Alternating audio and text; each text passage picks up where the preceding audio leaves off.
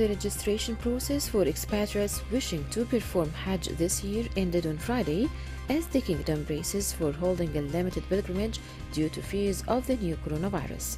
Authorities have announced that 70% of this year's pilgrims will be expatriate residents, while the remaining 30% will be Saudis. The maximum number of participating pilgrims has been set as 10,000 to ensure a safe Hajj for all. Iraqi Prime Minister Mustafa al-Kadhimi launched a new campaign against corruption at the country's borders, saying millions of dollars were being lost by not properly taxing imported goods. Speaking at the Mandili crossing on the border with Iran, Kadhimi said Iraq's frontier had become a hotbed for corrupt people. Iraq imports virtually all of its consumer goods from either its eastern neighbor Iran or its northern neighbor Turkey. The UN Security Council voted against on an extension of cross-border humanitarian aid to Syria after Russia and China vetoed the previous measure to the charging of Western member states. Authorization for the transport of aid to war-torn Syria, a system in place since 2014, expired Friday following the two countries' veto earlier in the day and the subsequent rejection of a counter-proposal by Moscow. UN authorization allows the international body to distribute aid to displaced Syrians without needing permission from Damascus. Dubai has announced a new package to help the economy cope with the effects of the coronavirus outbreak worth 1.5 billion dirhams. The Crown Prince of the Emirate Hamdan bin Mohammed Al Maktoum said the package is the third announced by Dubai, the second largest and wealthiest member of the United Arab Emirates Federation. The three packages are worth a total of 6.3 billion dirhams. Saudi Arabia began implementing new health restrictions on the collective housing for individuals, simulating several health and technical conditions determined by the government to safeguard public safety. The restrictions stipulate that no more than 20 people can be housed together, regardless of duration of housing, or 6 of those housed in any one construction, unless they meet certain health conditions determined by the working committees that had started operating since the beginning of the pandemic.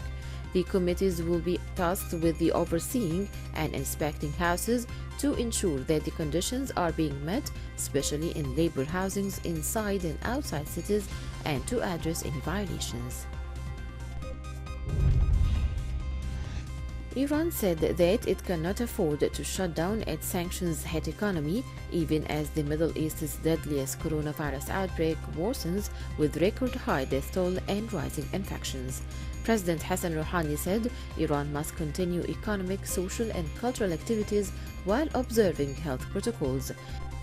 The country closed schools, cancelled public events, and banned movement between its 31 provinces in March, but Rouhani's government progressively lifted restrictions from April to reopen its sanctions-hit economy. The Libyan National Army led by Khalifa Haftar has pledged to deter Turkish forces that are backing Fayez al-Sarraj's government of National Accord (GNA) in Libya's war, saying the LNA is ready for any military act. Its statement came as Libya's National Oil Corporation (NOC) lifted force majeure on all exports as a virtual tanker loaded at ES Sadr after a half-year standstill.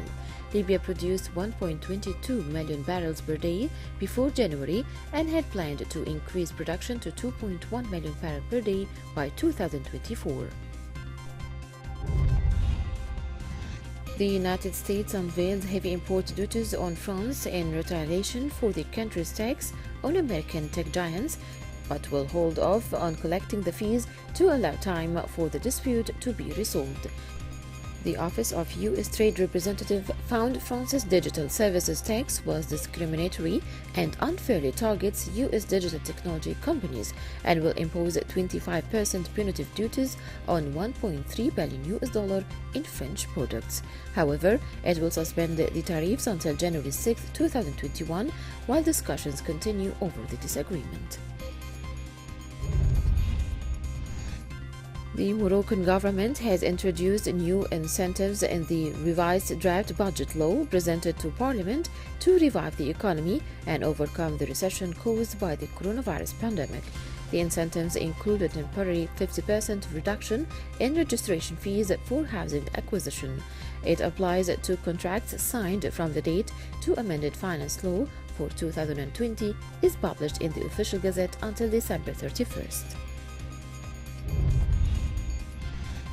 Almost 1.5 million expatriate workers are expected to leave Kuwait by year's end as economic slowdown due to the coronavirus pandemic forced companies to cut their workforce to save on costs and remain afloat.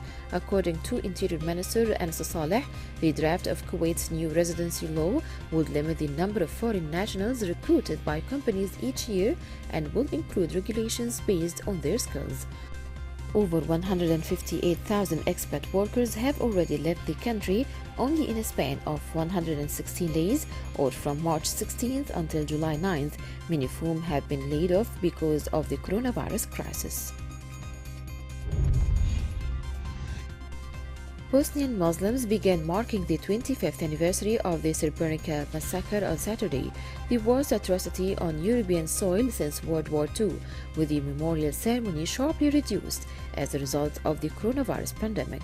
Proceedings got underway in the morning, with many mourners braving the tighter restrictions put in place to stem the spread of COVID-19. Bosnian Serb wartime military chief general, still revered as a hero by many Serbs, was sentenced to life in prison by a UN court in 2017 over war crimes, including the Srebrenica genocide. He is awaiting the decision on his appeal. A gas explosion shook a residential building in Iran's capital Tehran, injuring one person. Several gas cylinders kept in a basement blew up, damaging the building and injuring a resident. There have been several explosions around Iranian military, nuclear, and industrial facilities since late June. India's External Affairs Minister said that Indian and Chinese troops are disengaging from a month.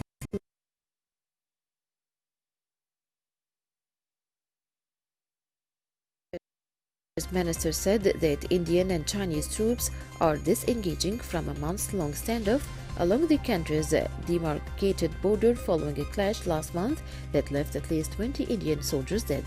The remarks came a day after China's ambassador to India said that Indian and Chinese frontline troops are disengaging in accordance with an agreement reached by their military commanders. India and China fought a border war in 1962 that also spilled into Ladakh. The two countries have been trying to settle their border dispute since the early 1990s without success. American Airlines is warning Boeing that it could cancel some overdue orders for the grounded 737 MAX unless the plane maker helps line up new financing for the jets, according to people familiar with the discussions.